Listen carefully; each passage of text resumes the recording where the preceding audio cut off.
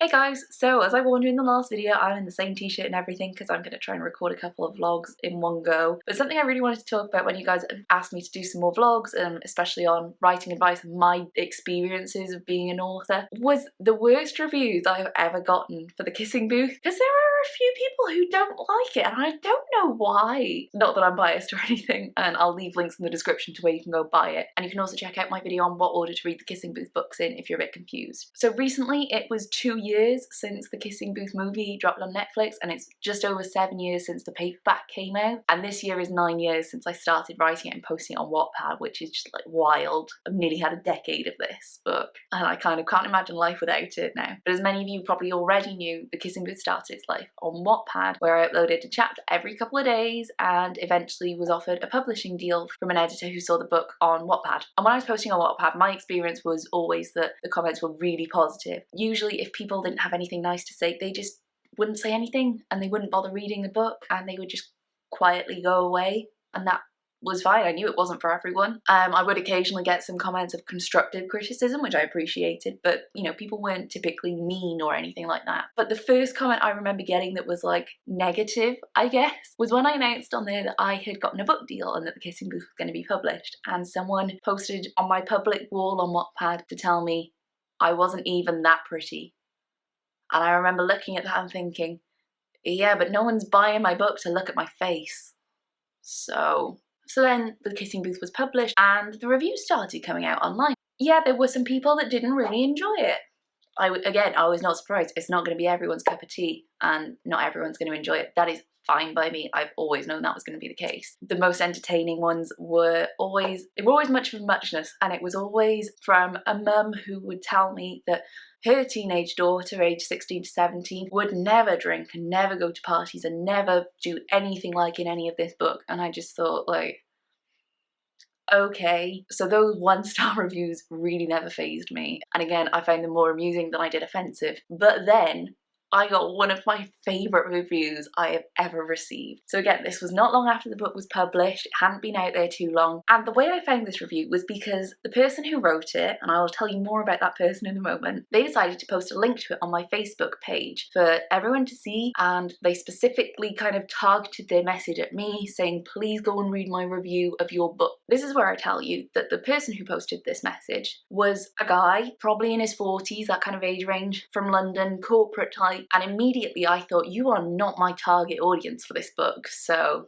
okay. I follow this link that the guy has sent me to his review, and it is the most scathing review you could possibly imagine. Like, he was brutal. Like, I remember the highlights of it, but it was basically an essay. This review went on for several very long, very detailed paragraphs and included such things as he didn't even like the Harry Potter books, and he also commented on how I was a 15-year-old Welsh girl writing this book, and yet the book was set in California, and he bet I'd never been west of Abertillery. And I just remember thinking, I will have you know, sir, I have been to Disneyland, Florida. So there we go. He called it a Category 5 cliche tornado, which remains the best thing I've ever heard, apart from the time someone tried to insult me by calling me the extravagant friend, but that's a whole other story. I don't remember what he actually said about the writing of the book or the storyline, because by this point I was just howling with laughter at how much he hated this book that I had written, and I promptly sent it to all of my friends and all of my classmates and told all my family because it was hilarious. And I mean, how often do you get called a Category 5 cliche tornado?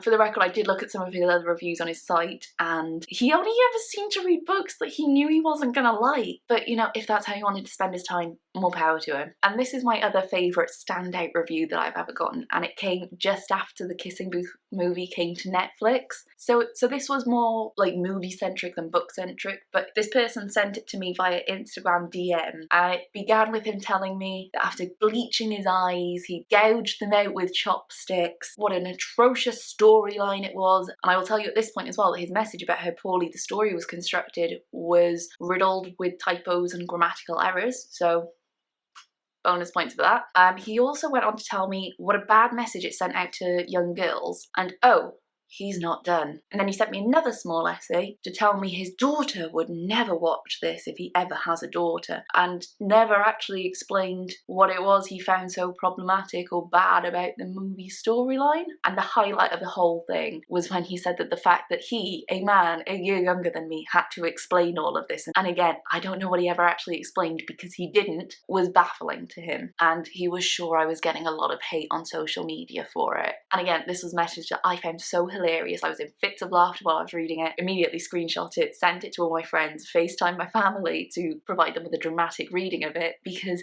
like the fact that this guy had taken the time to hate the movie so much, find me the author on social media and send me this very, very long Instagram DM. It just blew my mind. So I know I've presented a couple of frankly ridiculous reviews in this video, and I'm not saying that all of the bad reviews have been like that. You know, some of them comment on the writing style and whatever, and some of them are constructive, and I take that on board, and I'm quite grateful to have those sort of things. But equally, there's only so much negative energy I'm willing to let into my life, and it is a very, very small amount. So the question becomes, how do you deal with all of these bad reviews and the negative reviews and the 1 stars? And to be honest, my method is always to first off ask myself, is it helpful? Are they my audience? Because if not, if it's one of these ridiculous scathing reviews or that just says they didn't enjoy it in a very angry way, okay, fine, cool, I don't really care.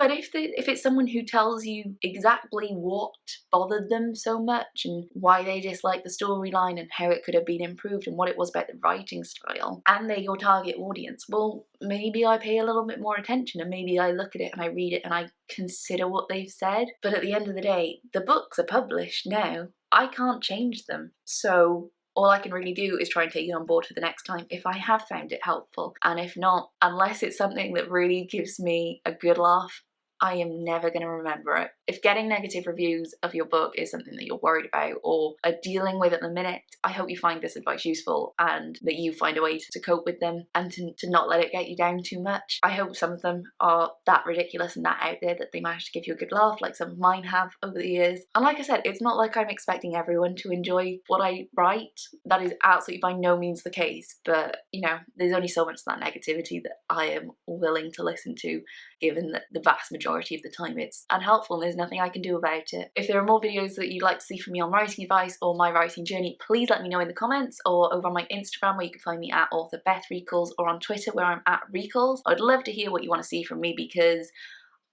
I don't really know what I'm doing here. I'm mostly just doing this for fun and because some people seem to have expressed an interest in it, and I hope it will help somebody. So yeah, please let me know in the comments if you have more ideas, or if you have been dealing with any negative feedback on your writing and how you've coped with that, how you've dealt with it. So I will see you guys soon. Again, I can't promise I won't be in the same t-shirt for the next video as well.